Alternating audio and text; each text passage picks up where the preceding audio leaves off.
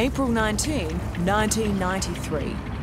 The 51st day of the siege and the day the FBI lost patience with David Koresh. I'm talking to you. Somebody's gonna get hurt.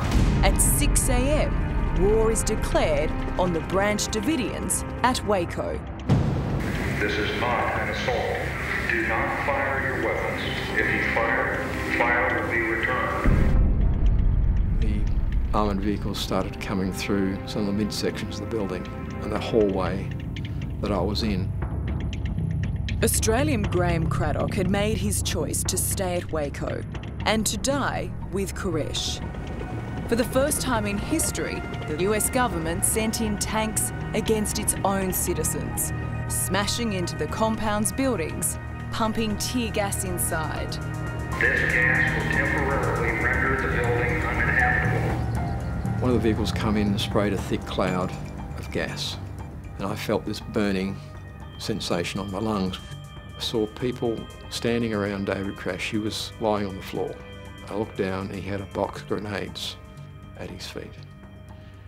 And he looked up to me and he was holding that grenade in his hand. And he looked at me and says, do you know how to use one of these? It would be the last time Graham ever saw David Koresh. With the women and children locked in the ammunition room, someone gave a fateful order. I heard this scream, wait, wait, not inside, outside. I looked over to the side where it come from, and there was someone with a fuel container and they were spilling fuel on the floor of the chapel. That place is on fire!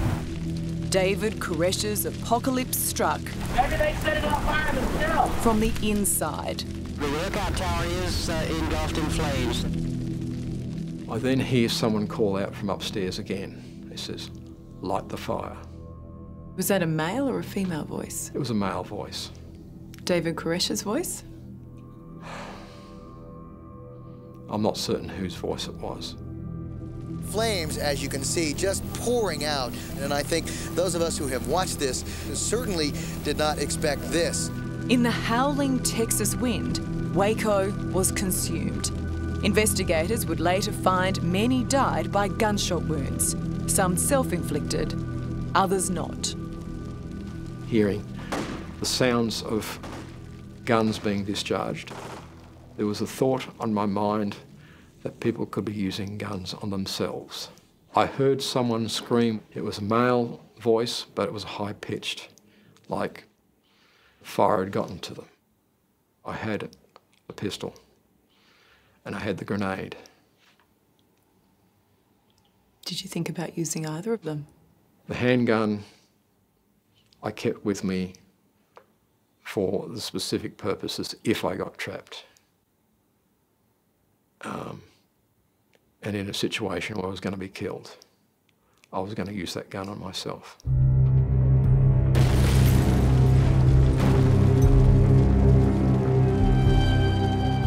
"79 people died in the flames of Waco, amongst them 20 children, murdered in the madness of Koresh's self-fulfilling prophecy. And God says his word is what I will be. Is it tough to get your head around that innocent children were killed in that blaze?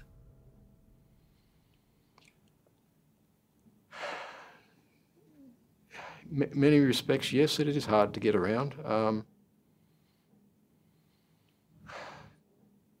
But where's the religion in it? Where's the religion in all these deaths?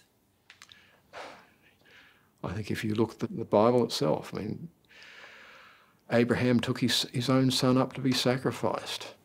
To me, it was fulfillment of what David Koresh was saying was going to happen, his prophecy. I mean, he said that the end of the world would start with government forces storming the compound, but he'd collected a storeroom of weapons. He was having sex with underage girls. Wasn't it just a matter of time before the authorities came?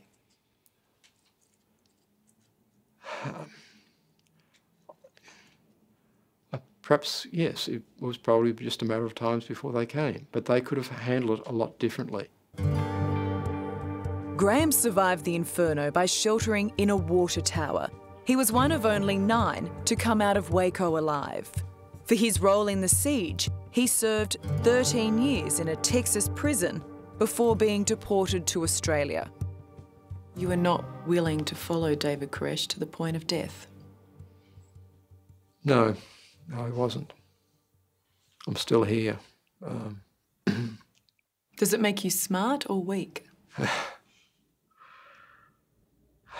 makes me human.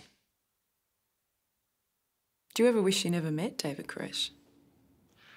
I often wish I had a normal life. I wished I'd have got married somehow and had kids and gone through a normal life. But that didn't happen.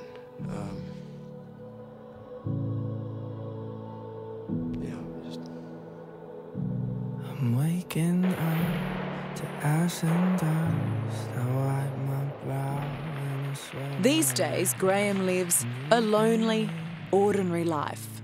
But his faith in David Koresh remains undimmed, and his belief that Koresh will return, that there will be the second coming that was heralded by Waco. This is it, the apocalypse.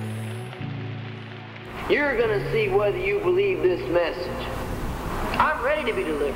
I'm ready to go to the portals of darkness and death, and you're not. Let's see if you believe the message after so many years. Do you have to believe that David Koresh was who he said he was? Because otherwise it is impossible to comprehend what happened in that compound, what happened to those women and children, if he wasn't who he said he was. I mean, what happened is so horrible for me. In my mind, the only way I deal with it is the belief somehow that God's going to fix this up one day. I don't know how, I don't know when, but if there is a God, he can put things back together again. There's a day in the Bible that calls the great and terrible day of the Lord. We're going to find out then whether David Koresh was who he says he was.